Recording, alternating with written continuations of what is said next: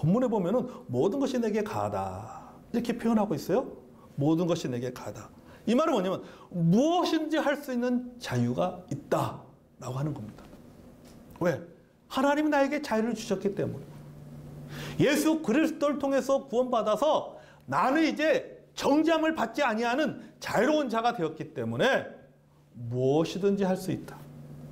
내 마음대로 할 수 있다.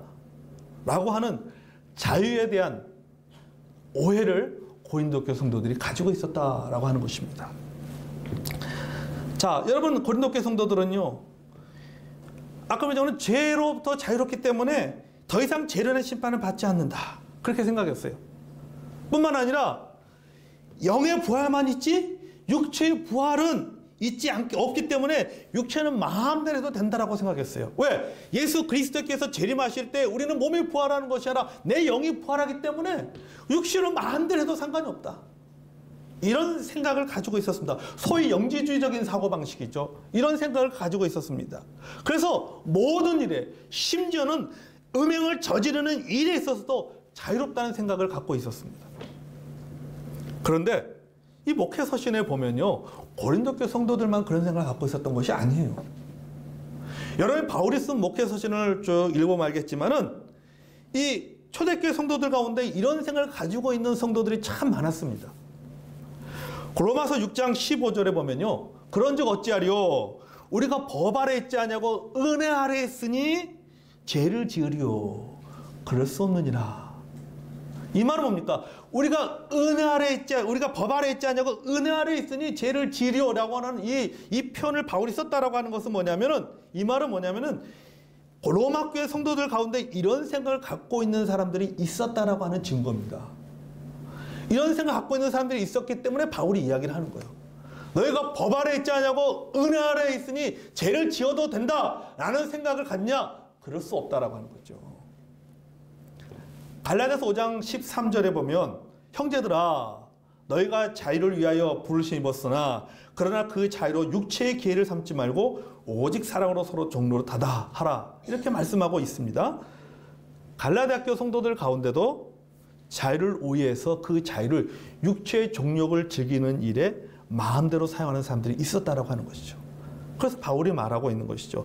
너희들이 그 자유를 하나님이 주신 그 자유를 가지고 육체의 기회로 삼지 마라. 자유에 대해서 오해하지 마라. 말씀하고 있는 것입니다. 오늘 고린도 교회 성도들도 마찬가지입니다. 모든 것이 가하다. 모든 것을 할 수 있는 자유가 있다. 라고 하는 생각은요. 자유에 대한 개념을 오해한 것입니다. 그리고 죄의 본성. 우리 인간이 가지고 있는 죄의 성품. 이것에서 왜곡하고 있는 것입니다. 너무 쉽게 생각하고 있는 겁니다.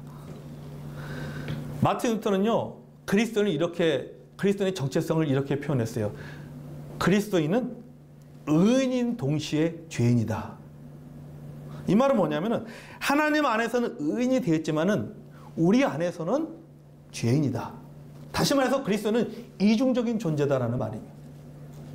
하나님 보실 때는 분명한 의인이지만 우리가 살아가는 삶의 현실 속에서는 우리는 여전히 죄인처럼 살아가고 있다라고 하는 것이죠.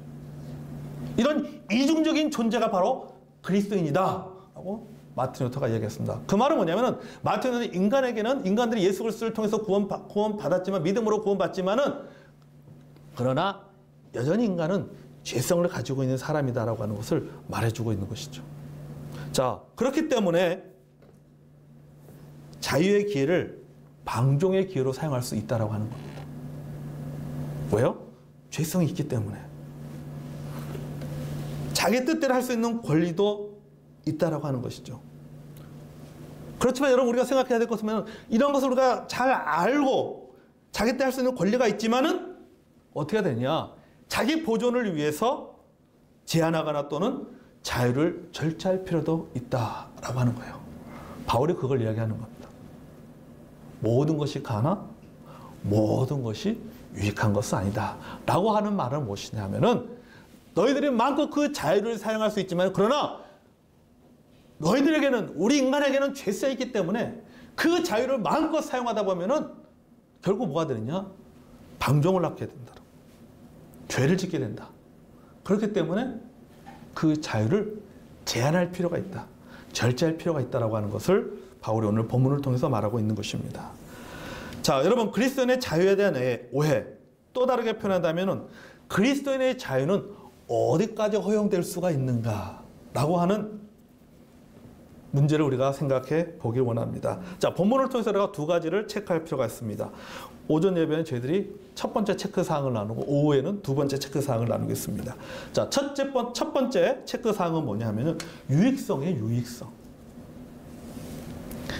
그것이 나에게 유익하는가라고 하는 것이죠. 모든 것이 내게 가하나 다 유익한 것은 아니오 라고 본문이 말하고 있습니다. 무엇이든지 할 수 있는 자유가 있다고 해도 그것이 유익한 것이 아니라고 한다면은 그 자유를 절제할 수 있어야 된다라고 하는 것을 말하고 있는 것입니다. 여러분, 자, 우리는 여기서 예수 믿는 사람들의 아주 불편한 진실, 불편한 의문 중에 하나가 바로 이 술과 담배의 문제죠. 술은 마셔도 되는가? 여러분 성경에 술 취하자는 말은 있습니다. 하지만은 술 먹지 말라는 말은 없습니다. 그 분명하게 성경에 없어요. 예수님도 포도주 마셨는데 우리가 마시지 못한다는 법이 어디에 있어요? 그렇다면 자, 성경에 여러분 담배 피지 말라는 말이 어디에 있습니까? 없어요, 성경에요. 여러분 찾아보세요. 성경에 담배 피지 말라는 말이 어디 있는가? 없습니다. 담배 피는 것이 죄라는 말도 없어요, 성경에요. 그렇다면은 담배는 피워도 되는 것이 아닌가? 그렇다면 우리 술을 마셔도 돼야 되지 않는가? 이런 의문점 우리가 갖게 됩니다. 근데 사실 여러분 이 문제는요, 이 술과 담배의 문제는요, 이건 오래전부터 있었던 문제입니다. 오래전부터 심각한 논쟁이 있었던 문제. 그게 지금까지 오고 있는 거예요. 자, 우리가 이런 문제들을 우리가 한번 우리 한국적인 분위기에서 한번 역사적으로 접근해 볼 필요가 있습니다. 여러분, 초기 한국 기독교의 역사를 보면요, 1800년대 한국에 들어왔던 선교사들은요, 술과 담배를 금하지 않았습니다. 금하지 않았어요. 그리스도인에게 있어서 음주와 흡연은 불간섭의 영역으로 생각했습니다. 그 당시 중국은요, 아편으로 인해서요, 완전히 쑥대밭이 됐어요. 여러분 잘 아시죠? 중국에서 일어나는 전쟁 중에 아편 전쟁이란 말이죠. 쑥대밭이 됐어요. 중국 사람들 아편으로 인해서. 근데 그 선교사들이 한국에 들어와서 보니까 그나마 그거에 비하면은 나은 거죠. 아편에 비하면은 술과 담배는 나은 겁니다.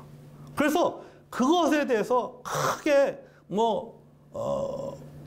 마시지 못하게 만들고 또 피지 못하게 만들지 않았어요. 그것은 각자에게 맡겨버린 거예요. 초기 한국에 들어왔던 그 선교사들이요. 자, 그러다가 1890년대에 들어서면서 술과 담배의 해로움을 알게 되었습니다.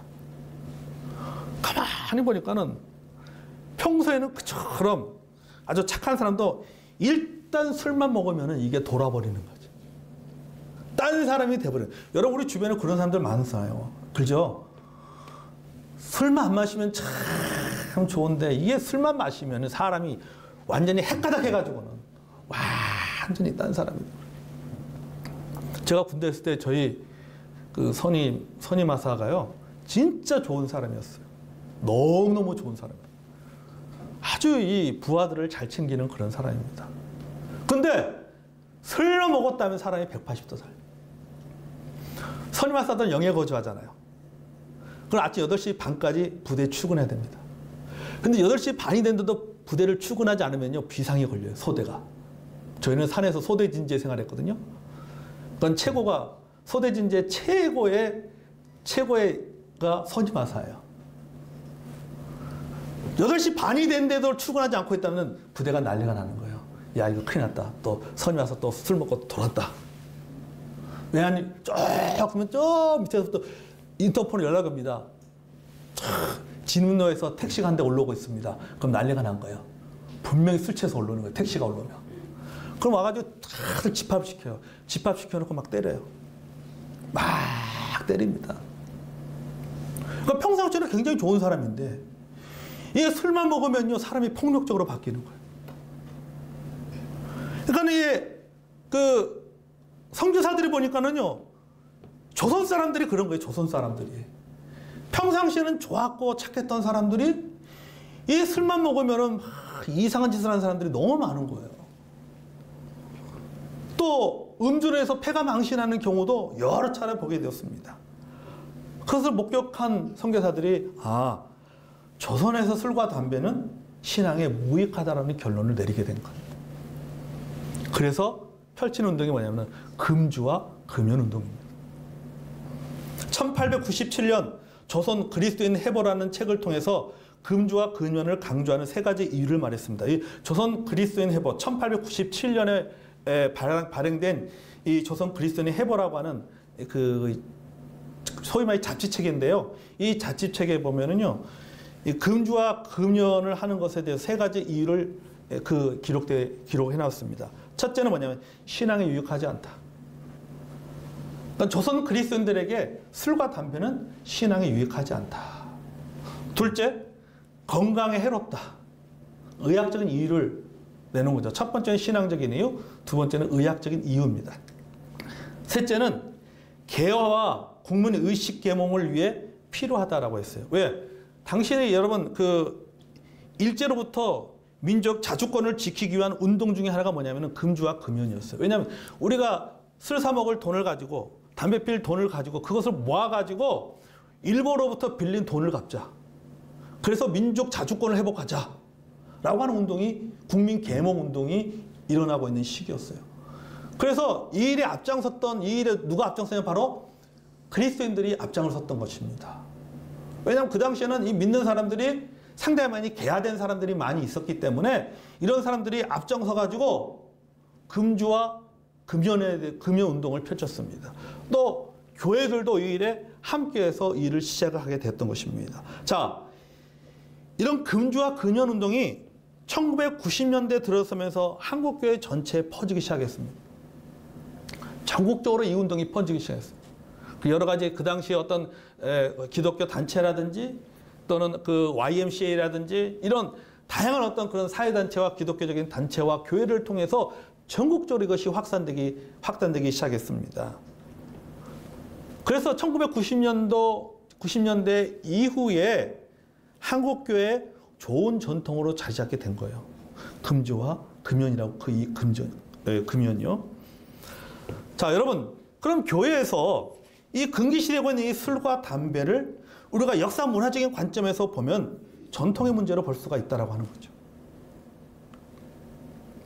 이거는 죄의 문제이거나 도덕의 문제이거나 도덕의 문제가 아니라 문화의 문제다라고 하는 거죠. 자, 그렇다면 이제 마음대로 할 수 있다? 왜? 이거 문화의 문제이기 때문에 이거는 우리나라 어떤 기독교적인 어떤 전통에 의해서 만들어진 역사적으로 보니까 전통이 만들어지기 때문에 이제 이거는 문화의 문제이기 때문에 죄의 문제가 아니라 문화의 문제이기 때문에 우리가 할 수 있다? 아니다라고 하는 겁니다.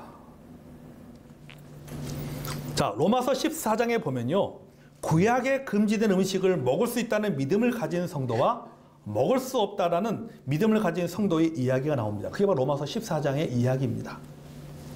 자, 바울은 그럼 이 문제에서 어떻게 말하고 있는가?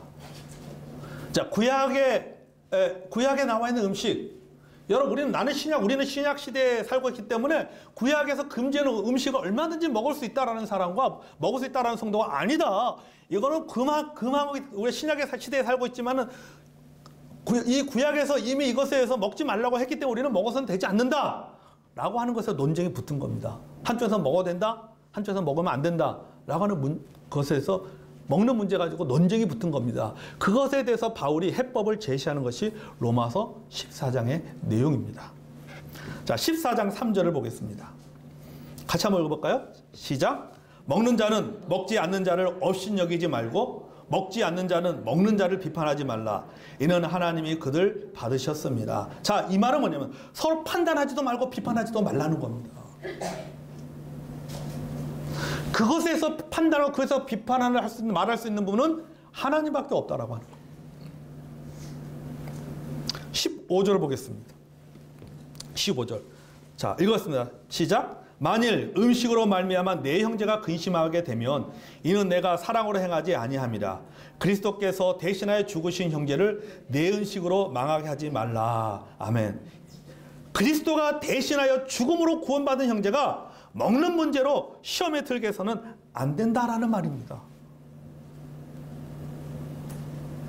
네가 네 자유를 가지고 먹을 수 있는 문제를 할지라도 그 먹는 문제로 인해서 그리스도를 통해서 구원받은 형제가 그것에서 시험에 든다라고 하면은 그 자유는 뭐입니까? 유익하지 않다라고 하는 거예요. 다른 말로 제한받아야 된다. 절제해야 된다라고 말하고 있는 겁니다. 자, 여러분 16절에서 21절 볼까요? 자, 16절에도 이런 말씀이 있죠. 제가 볼까요? 자, 16절에 보면요. 그러므로 너희의 선한 것이 비방받지 않게 하라. 이 말은 먹는 문제에서 너희의 선한 것이 비방받지 않도록 하라. 요새 교회 다니는 사람들 중에요, 술, 담배 하는 사람들 참 많습니다. 하지만 그렇다고 불신자들이, 교인들이 술 마시고 담배 피는 것에 대해서 긍정적으로 생각하느냐? 뭐 긍정적으로 생각하지 않지요. 어떻게 생각할까? 가만히 생각해 볼까요? 약간 타락한 교인. 약간 타락한 교인. 그러니까 긍정적으로 생각하지는 않는다라고 하는 거죠. 뭐 요새는 다 하니까 뭐 막 할 수 있지 라고 생각하는 것이 아니라, 적어도 우리 한국의 문화권 안에서는 그것에 대해서 긍정적으로 생각하지는 않는다라고 하는 것이죠. 그 말은 뭡니까? 너희의 선한 것이 비방받지 않게 하라. 나의 자유로 인해서 내가 그동안 행했던, 내가 믿음으로 샀던 것들이 비방받는 일이 있어서 안 된다. 가소평가되고 비하되는 일이 있어서는 안 된다라고 하는 겁니다. 하나님의 나라는 먹는 것과 마시는 것이 아니오 오직 성령 안에 있는 의와 평강과 희락이라.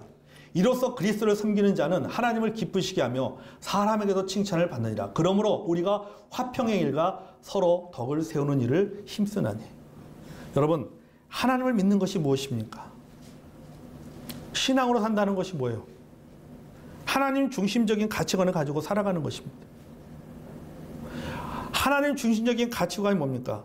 하나님이 원하시는 대로 살아가는 것이 하나님 중심의 가치관을 가지고 살아가는 것이고, 그것이 바로 하나님을 믿는 신앙인의 모습이라고 하는 것이죠. 다시 말해서 하나님 원하시는 것이 뭡니까? 하나님 중심입니다. 이웃 중심이죠. 우리가 잘하는 대로 하나님을 사랑하고 하나님 중심, 내 이웃을 내 몸같이 사랑하고 이웃 중심이에요.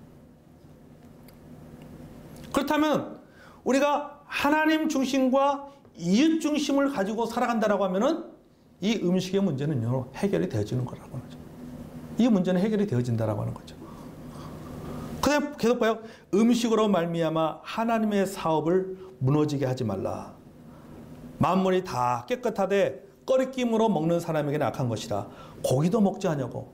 여러분, 고기 먹을 수 있는 자유가 있잖아요. 포도주도 마시지 않냐고. 포도주 마실 수 있는 자유가 있습니다. 무엇이 내 형제에게 꺼리끼게 하는 일.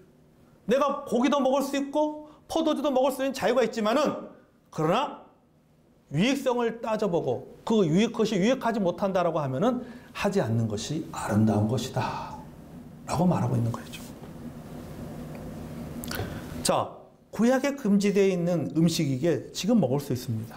하지만 형제 사랑과 믿음의 유익을 위하여 먹지 않는 것이 좋다라고 하는 결론이에요. 바울이 말하고 있는 거예요. 성경이 말하고 있는 거예요.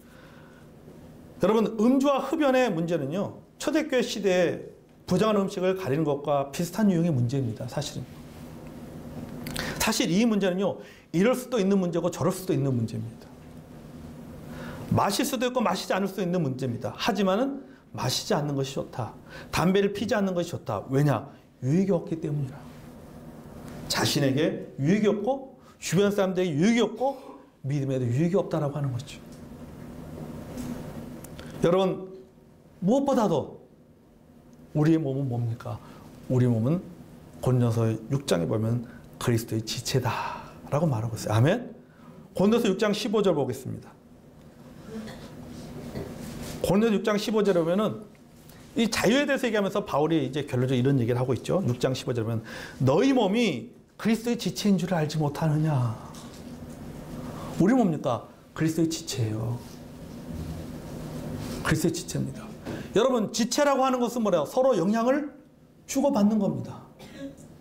그 말은 뭐냐면 나의 행동이, 내가 자유에 대해서 오해해서 하는 그 행동이 나 혼자만으로 끝나는 것이, 이것이 뭐니까 또 다른 누군가의 지체에게 영향을 준다는 얘기예요. 왜? 지체이기 때문에. 서로 영향을 주고 받는 관계다라고 하는 겁니다. 자, 그 다음에 또 뭐라고 합니까? 성령의 전이다.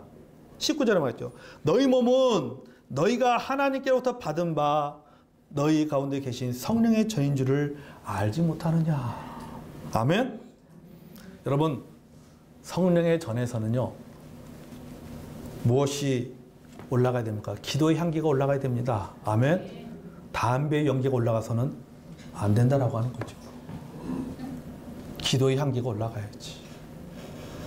여러분, 우리는요, 교회 지체입니다. 아멘? 하나님의 성전이에요. 그런데 여러분 생각해 보십시오. 내 몸이 하나님의 성전인데 성전에서 이런 술병이 굴러다녀요.